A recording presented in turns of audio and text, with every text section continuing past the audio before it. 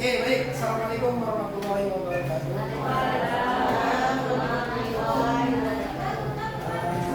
kasih saya ucapkan kepada rekan-rekan untuk dalam tugas belajar setiap hari Jumat ya.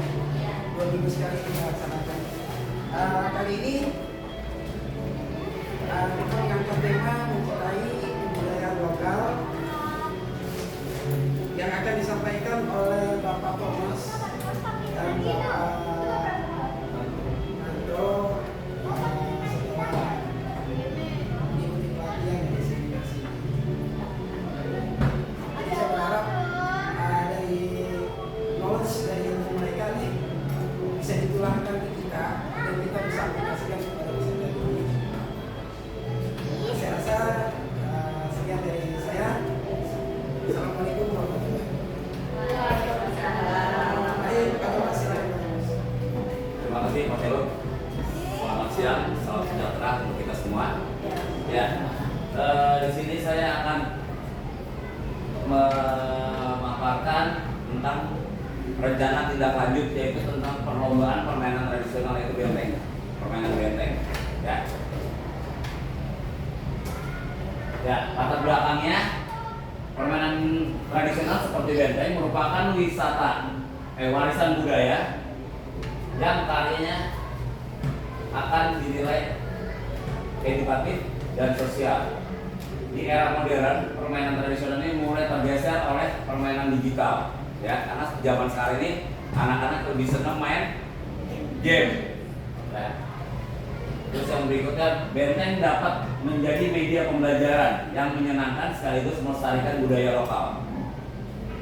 Terus pentingnya upaya tindak lanjut untuk mengintegrasikan permainan tradisional ke dalam pembelajaran dan aktivitas peserta didik. Ini latar belakangnya. Yang berikutnya yaitu tujuan permainan tradisional atau bentengan: melestarikan budaya lokal melalui permainan tradisional, mengembangkan keterampilan motorik peserta didik, meningkatkan kerjasama dan komunikasi dalam tim. Nah ini, jadi pada saat kita bermain itu perlu adanya strategi. Nah itu gunanya komunikasi antar timnya, ya. Terus mengasah strategi tadi yang saya bilang dan pemikiran kritis. Jadi gimana caranya kita bisa masuk ke daerah lawan tanpa diketahui atau tanpa kena. Ini, makanya mesti ada mengasah strategi dan pemikiran yang kritis.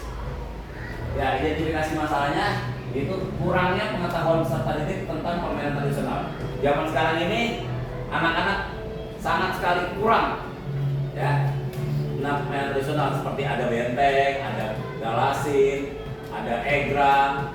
Nah, makanya di sini saya akan mengangkat tentang benteng, permainan benteng. Terus terbatas ruang fasilitas, ya, karena sekolah kita kemungkinan besar lapangannya cukup, tapi di sekolah-sekolah lain nggak punya lapangan. Tuh. Terus minimnya antusiasme peserta didik tanpa terhadap permainan tradisional. Jadi peserta didik kalau tidak kita kenalkan, dia bingung mau main apa. Ini juga bisa akhirnya kita kenalkan, bisa sebagai memotivasi anak-anak nantinya. Terus belum terintegrasi permainan tradisional ke dalam pembelajaran PJOK. Ya, untuk saat ini belum ada di dalam pelajaran PJOK, cuma yang standar saja, sepak bola, bola voli, dan lain-lain. Di dalam PJOK sendiri, permainan tradisional ini hanya sebagai pemanasan atau ice breaking. Itu aja. Jadi kalau dimasukkan ke pembelajaran belum ada. Belum ada di dalam pembelajaran. Pembelajaran lebih tepatnya di dalam PLBJ. Iya. Ya, itu. Ya, tujuan program rencana tindak lanjut yang pertama adalah sosialisasi permainan, mengadakan sesi perkenalan permainan benteng di kelas-kelas seperti yang sudah saya lakukan dari mulai kelas 1 sudah mulai diperkenalkan walaupun dimodifikasi, ya, terus kelas 2, kelas 3 sampai kelas 6. Yang kedua, pelaksanaan di lapangan, memanfaatkan halaman sekolah, membagikan peserta didik menjadi tim secara adil. Ya, kadang ada kita bagi dua antar kelas, ada juga saya akan dibagi dua. Jadi jumlah lakinya ada berapa, jumlah perempuan ada berapa dibagi dua, biar seimbang. Biar tidak terjadi ribut. Biasanya kalau babak pertama A sama B, wah pasti ribut tuh. Tapi kadang-kadang kita bagi dua biar mengurangi. Terus meningkatkan minat. Di sini ada permainan dengan nilai-nilai positif seperti kerjasama dan sportivitas. Terus memberikan penghargaan pada tim yang bermain dengan baik. Jadi ada poinnya. Yang berikutnya, yang keempat, meningkatkan apresiasi peserta didik terhadap permainan tradisional. Yang kelima, mengintegrasikan nilai-nilai budaya lokal dalam pembelajaran PJOK. 6. Memupuk kemampuan motorik, sosial, dan emosional peserta didik. Yang ketujuh, menumbuhkan rasa bangga terhadap warisan budaya Indonesia. Ya, ini capaian, langkah-langkah, dan hasil yang diharapkan. Capaian, peserta didik diharapkan memahami nilai budaya dan aturan permainan benteng. Walaupun nantinya akan kita modifikasi ya, nggak baku gitu. Karena dilihat dari situasi dan kondisi sekolahan. Terus meningkatkan keterampilan motorik dan kerjasama. Yang berikutnya, langkah-langkahnya, sosialisasi permainan seperti tadi mengadakan perkenalan dengan MTK kelas, penjelasan aturan mainnya, pelaksanaan di lapangan, memanfaatkan dalam sekolah, membagikan peserta didik, tim, terus minatnya, peningkatan minat. Yang berikut, hasil yang diharapkan, yaitu peserta didik lebih aktif dan antusias dalam kegiatan permainan tradisional. Biasanya kalau di awal-awal anak-anak antusias, tapi udah sini-sini udah mulai kita memodifikasi aturannya biar lebih semangat lagi, biar lebih termotivasi lagi. Terus meningkatkan kesadaran dan akan pentingnya melestarikan budaya lokal. Integrasi nilai-nilai permainan dalam kehidupan sehari-hari seperti kerjasama, sportivitas, kejujuran, dan lain-lain. Ya, struktur program dan mitra dalam komunitas belajar. Yang pertama, struktur program. Tahap perencanaan, identifikasi kebutuhan peserta didik, persiapan materi, dan fasilitas pendukung. Tahap pelaksanaan permainan secara rutin dan terstruktur di lingkungan sekolah. Seperti yang sudah saya lakukan pada saat tiap olahraga, mereka pemanasan selalu benteng. Itu jadi kita selipkan. Nantinya akan kita coba ke jenjang yang lebih tinggi lagi, misalnya pertandingan antar kelas. Karena di DKI sendiri sekarang permainan tradisional itu sedang digalakkan. Kayak kemarin ada pertandingan Juwak Sodor atau Galasin antar SD. Benteng pun akan diadakan. Tuh. Terus tahap evaluasi yaitu monitoring dan evaluasi kegiatan untuk meningkatkan kualitas pelaksanaan. Yang kedua, mitra dalam komunitas belajar, yaitu guru PJOK sebagai fasilitator utama dalam pelaksanaan permainan. Terus komunitas lokal, ya ini komunitas sekolah kita, ya, melibatkan tokoh budaya, terus orang tua siswa di pertanian dan pemerintah daerah memberikan dukungan. Kapasitas yang dimiliki kelas atau sekolah, yaitu ruang dan fasilitas, yaitu halaman sekolah, persediaan peralatan, dukungan guru berpengalaman dalam membimbing aktivitas berbasis permainan tradisional. Yang berikutnya, partisipasi siswa, antusiasme siswa dalam kegiatan yang melibatkan kerjasama dan tantangan fisik. Dan berikut, keterlibatan komunitas, itu tadi teman-teman ikut membantu dalam mengembangkan permainan tradisional di sekolah. Itu tadi dengan adanya kita membuat lomba antar kelas seperti itu. Yang berikut, tantangan dan kendala.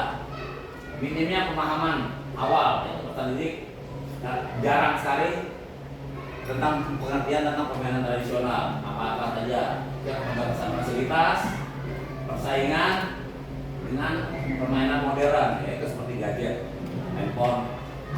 Segalanya dalam waktu kadang anak tuh susah, kita juga susah menyelipkan untuk permainan tradisional tersebut di dalam pembelajaran. Terus keterlibatan orang tua, kita juga harus melibatkan orang tua untuk mendukung kegiatan-kegiatan yang sifatnya permainan tradisional tadi. Solusinya, hari ini melakukan sosialisasi awal tentang pentingnya permainan tradisional melalui presentasi, diskusi di kelas. Ya, jadi kita memberikan contoh, misalnya anak dikasih nonton video tentang permainan-permainan tradisional, misalnya main benteng, main galasin. Selama ini kan anak, apa sih Pak main galasin? Gak tahu. Kelas 6 pun kemarin saya coba main galasin, bingung. Ini mainnya gimana? Nah itu, ya, betul. Yang berikutnya solusi keterbatasan fasilitas. Nah ini dilihat dari fasilitas di sekolah masing-masing ya. Kebetulan kita punya lapangan yang lumayan, jadi kita bisa memakai fasilitas yang ada. Yang berikut, nah persaingan, itu tadi dengan biasa kan anak kalau disuruh lari aja males nih, tapi dengan kita bikinnya permainan seperti ini, jadinya dia termotivasi, ya. Dan juga kebanyakan main gadget, main handphone, itu pasti akan menyebabkan peningkatan fisik akan berkurang. Situ. Yang berikut, waktu. Nah ini seperti yang tadi saya bilang tadi, karena permainan tradisional ini belum masuk ke dalam pembelajaran PJOK sendiri, jadinya sangat kurang sekali.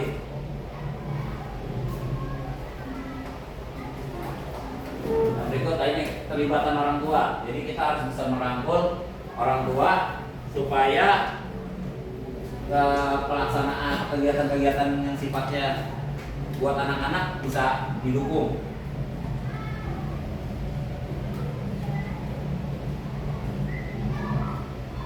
Ya, evaluasi dan monitoring.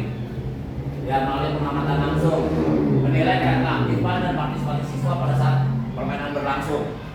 Jadi kita bisa melihat, oh anak seperti apa. Ini termasuk penilaian otentik. Jadi kita nggak perlu melihat anak satu-satu dipanggil ini, tapi dengan kita anak disuruh bermain, itu termasuk penilaian otentik. Jadi kita bisa melihat sekaligus secara keseluruhan. Terus refleksi peserta didik. Jadi seorang siswa panggil beberapa siswa atau anak, dipanggil, ditanya, gimana apa yang tadi kamu rasakan pada saat permainan. Nah itu refleksi. Jadi anak bisa bilang, oh enak tuh tadi main begini. Ya, ntar itu pakai bahasanya anak aja nggak apa-apa. Ya, refleksi.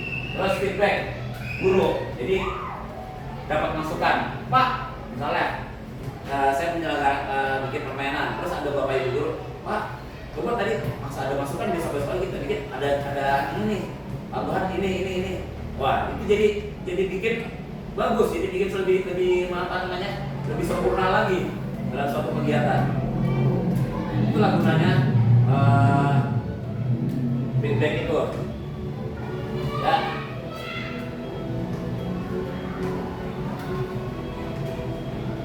Ya, untuk permainan tradisional benteng bukan hanya hiburan, tapi juga media pembelajaran yang kaya akan nilai edukatif.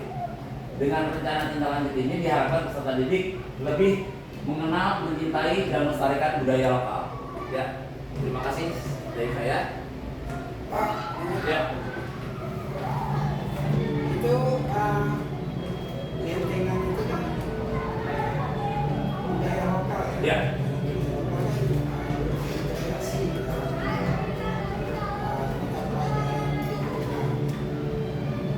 Kira-kira kesana ke depannya itu ada nggak artinya digodok gitu ya, dimasukkan ke dalam, ada nggak wacana seperti itu dimasukkan? Ya, terima kasih Pak Heru pertanyaannya. Sejak tahun 2018 itu sudah terbentuk pengurus pusat permainan tradisional, dan pada saat itu sudah diakomodir apa-apa saja permainan termasuk dalam permainan tradisional. Yaitu salah satunya permainan bentengan. Ada lagi permainan galasin, permainan egrang, permainan apa? Yang bakiak. Nah, itu sudah digodok. Nah, galasin sendiri ini kalau udah diganti nama menjadi permainan hadang. Jadi ya harus yang menghadang. Itu sudah tahun lalu sudah dicoba di Jakarta Pusat. Itu antar sekolah SD. Nah, nanti ada lagi tahun 2025. Tuh. Jadi menutup kemungkinan besar akan dimasukkan nantinya ke dalam pembelajaran. Kira-kira itu. Dari yang bisa kita petik dalam permainan bentengan ini untuk karakter siswa ini selain kerja sama apa ya? Pengaturan strategi, nilai kejujuran. Kadang anak dan aku nah itu. Iya.